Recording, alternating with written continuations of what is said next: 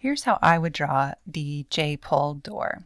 So first up, we're going to have our cabinet. So let's go ahead and make it, we'll go 3 feet by 2 feet. And then I'll pull this up. So we're going to pull it up to 2 foot 10. And that's going to be our base. I'll add a countertop just for visual. And then we are going to have, I'm going to say bye to Simile. And we're going to have our toe kick. So I'll pre-select that base there, move it up 4 inches using the move plus option, and push this back. All right, now we've got our cabinet faces. In this case, sometimes I'll draw them right on top of this face, and sometimes I'll push this back an inch so that I have space to draw the cabinet doors on their own, which is what we're going to do in this case. So I've pushed that back. And now I'm going to triple click and make this a group. Now, if you want to have your countertop as a separate group, go ahead and do that. Right click, make group, and then again, triple click the base and make that a group. All right, so now we've got our base, we've got our countertop, and we're ready for the drawers. So I'm just going to start, let's go ahead and draw one splitting the difference here. So it's going to be on the midpoint. If I can find that. There it is. Okay, midpoint there. So we've got a shape.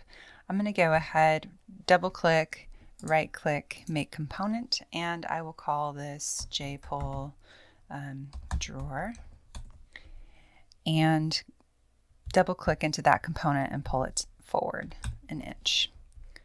Now I need to orbit to the side and draw that shape. So it looks like it kind of goes something like this. It goes downwards and meets back up here with a little bit of an arc. So A for arc and straight down. Oh, you know what? We went too far. Let's go here. All right. That was just a really quick one. Yours may look a little bit different, but now I'm going to push-pull this to the opposite side, and that's creating one of those drawer fronts. So now I want to smooth this out a bit. So I'm going to grab my eraser tool, and I'm on a Mac, so option equals toggle soften smooth. It probably is a control on a Windows machine. So I tap the option key. I'm just going to smooth out a few of these here just to make it look a little bit nicer. All right, I'm happy with that. And now I can use this component to repeat on other cabinet fronts. So I'm going to grab my move tool, tap my option key. Now this one works nicely because it's going to be the same size. But what if we have a 2 drawers that are smaller on top? So what I'm going to do is make this unique. So right click, make unique, so that when I change this component, it doesn't change along with this one. So I'll go ahead and double click into that one. I'm going to select from left to right to grab all of this bottom geometry here, and I will pull this up. I think I want to just split the difference on top. So I'm going to give myself a throwaway line, just so that I have this midpoint here. All right. So again, I'll grab that bottom geometry, move it straight up the blue axis, and halfway. All right, so now I can get rid of that throwaway line there, and there, and make a copy again. Move plus option or control, and there we go.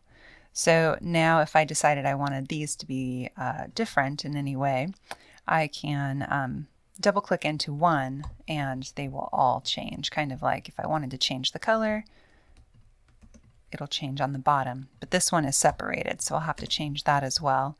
So anywhere you have this size drawer, you'll go ahead and use this component. Anywhere you have this size drawer, you'll use this component. So they don't all change, right away. They're not all connected, but the same size will be connected to the other same size doors and drawers. So I hope that helps. In review, I would build out the base, make it its own group, push it back, so that you leave space for these doors and drawers, and just carve out this shape as your starting point for one of them. Make it a component and copies, and any changes you make to one of these, it will happen to all of them as long as they're the same size. Let me know if you have any other questions or if you would do this a different way.